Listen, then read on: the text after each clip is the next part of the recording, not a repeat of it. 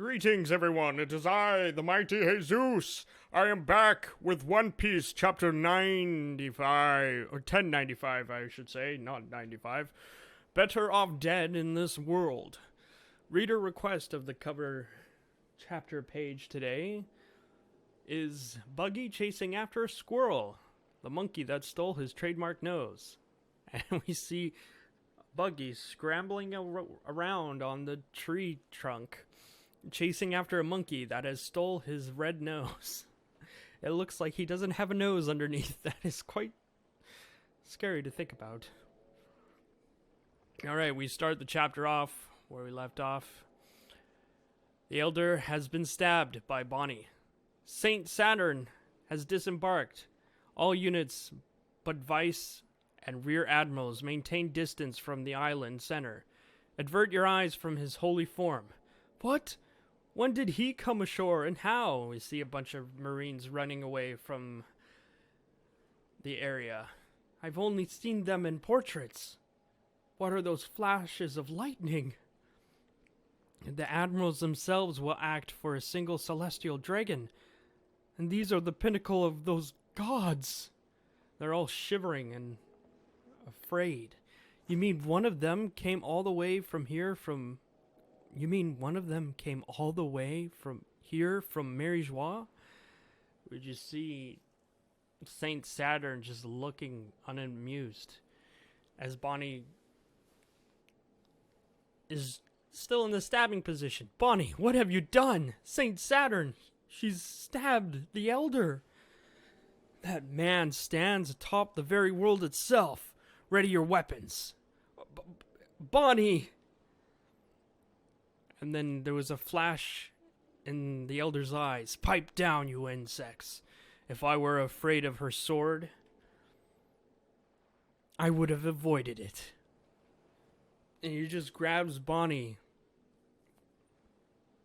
And the sword's still stuck in him. And Sanji's like, Bonnie! And he goes to run up towards him, and some sort of effect knocks Sanji down. And he starts to bleed. Of all people, Sanji's the most durable out of the... Well, one of the most durable of the Straw Hats. Sanji's neck knocked down. While the Elder pulls out the blade of... Well, it was like in his beard, and we see all the blood just vanish away. Like, the injury didn't even matter at all. And Frankie says that as well. Did the blood vanish? And Sanji's just on his back, coughing up blood. Some sort of force knocked him over. Was it Conqueror's Haki? We don't know. It must be a form of this fruit he has. Or if he even is human. I don't think Saint Saturn's human. Seize Vegapunk's group now, while we have the chance. Wait, you fools. Don't be hasty. They cannot escape. Just ready your weapons. Yes, sir. And, the Elder looks down towards Kizaru. This is rather sluggish work by your standards, Kizaru. I'm sorry, I failed you. And I don't think I'll be mobile anytime soon. Because Luffy really did a number on his body. I think I can understand why. We just see Luffy all dried up. Let us see. And he's about to stab Luffy with one of his spider legs. But Frankie is the MVP here. Strong right. And pushes Luffy away. And then he grabs him with the arm. I see. A pirate crew that cooperates. You have strong allies, Luffy. So even the guys who rule the world want our captain's head, huh? Frankie's just enjoying this? Straw Hat Luffy. Jewelry Bonnie. We failed to anticipate your presence here, but if your fate is strong enough to escape this desperate situation, I would very much like to see it. And you, Vegapunk, your betrayal is most disappointing. But your great service to our military is appreciated. Which of you should die first? Tell me, from least to most painful. I want you to die with nothing but regret for your rebellion against the world government. And then he just starts creeping down on Bonnie because he's bigger than her, and his hands just grasping her whole body and crunching it.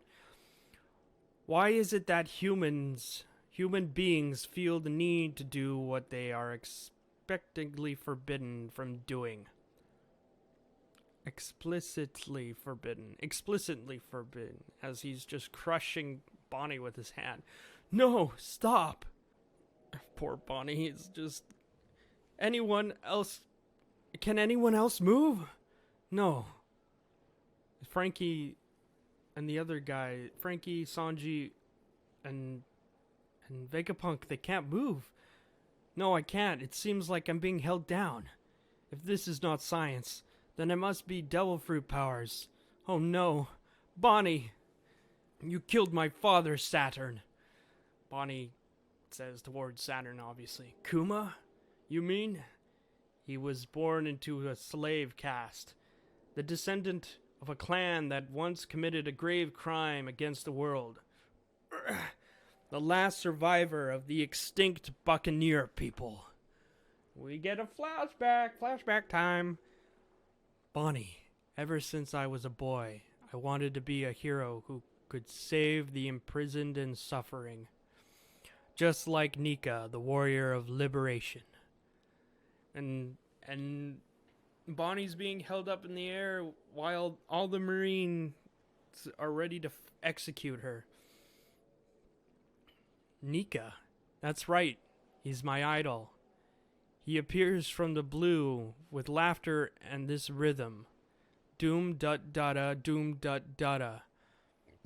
Bonnie, leave her alone! She is still just a child. He will come and free me too? Of course. Oh, Bonnie and Kuma having a heart-to-heart while all this is, like, it's a flashback while all this is going down. And then we get the major flashback.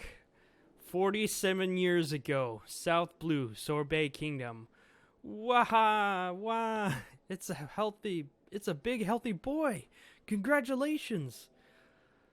We see two parents. I'm so glad you've come out to see us. Kuma. Doctor. His blood? Don't worry. I won't speak a word of it. He's a healthy boy. I'm sorry, Clap. Run for your life. Government agents showed up at the hospital. I'm sorry. I'm so sorry. It's me. I'm the one who has Buccaneer blood. But my wife does not. Let her and my son go free, please. And they're all put into chains. And we see Kuma's dad all like bandaged and bloodied, as we see Kuma's mom doing okay, but they're all chained up. They were taken obviously by the world government. Damn. It'll be all right, dear. So we see young Kuma carrying everything for the the celestial dragons. I've got a Buccaneer slave. See his strength for being so young? Poor Kuma just carrying all those crates.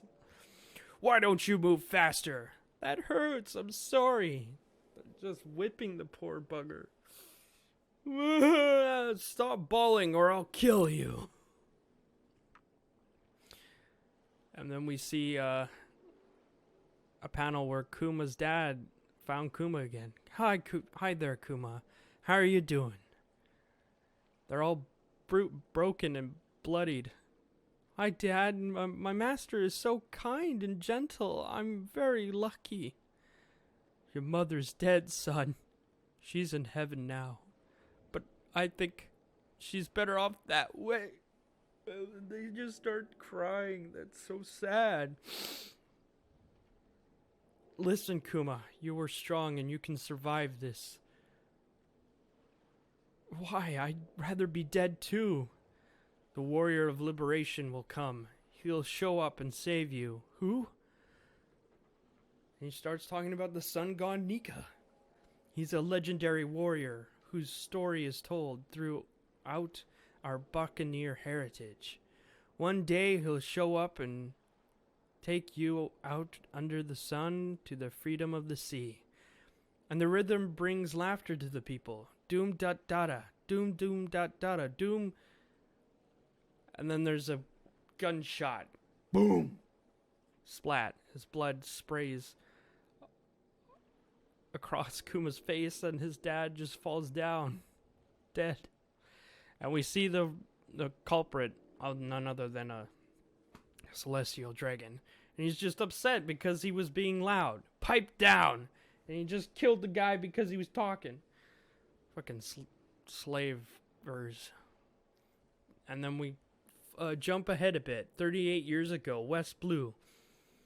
There's some kind of celebration going on with the celestial dragons. You have waited 3 long years.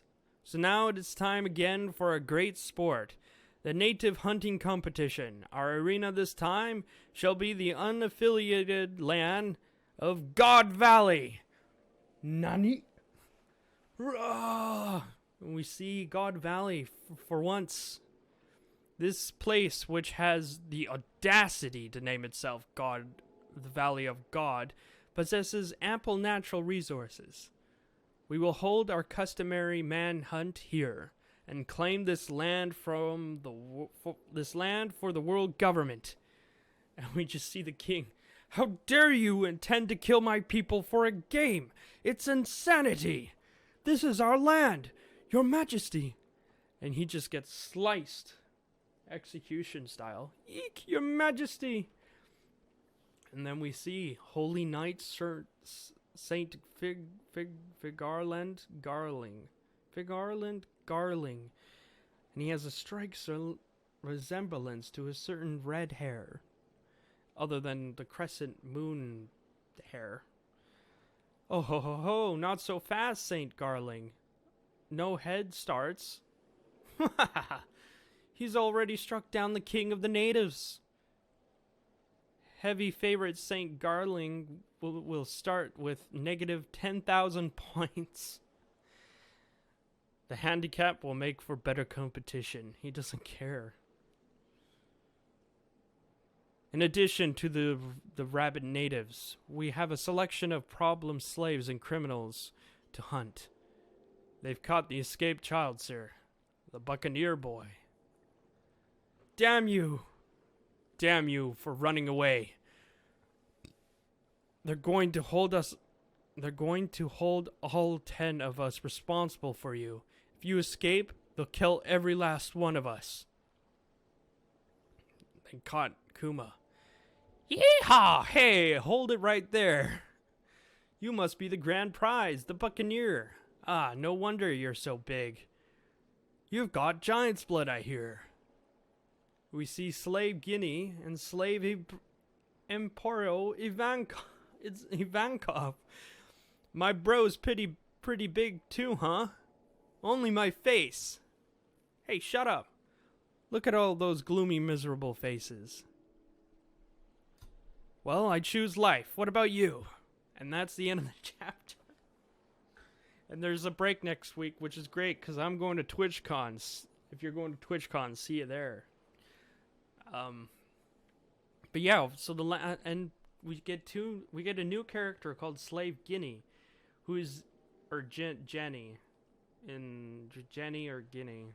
Jenny, eating what seems to be a stick of meat. And unfortunately, I got a little spoiled at the end here, but people are theorizing that Jenny is Luffy's mom. But I don't know. I don't think so. It might just be a red herring. But anyways, we get to see young Ivankov. And That's pretty cool. So I don't, since there's a break next week, I guess this flashback will continue on. We get to see what transpired at God Valley. Will Rogers and Rox show up? What? How did Rogers get Shanks? Is Garling a father of Shanks, or is he like an uncle of sorts? Because there's no denying it. He's a spitting image of Shanks, other than that god-awfully crescent hairpiece. And he's good with a sword. It's so suspicious. We get to see what transpires in God Valley, probably next chapter, and this will probably how the revolutionaries start, since Ivankov is here as well as Kuma, but he's a slave right now. They will break free from their chains. Anyways, this is Haysoos signing off. This is a 8 out of 10 chapter. Oh, I hope no one die. I hope Bonnie doesn't die. Luffy will save her. Luffy will save her. Come on, Luffy, you got this. Anyways, that was the end of the chapter. This is Haysoos signing off. Goodbye.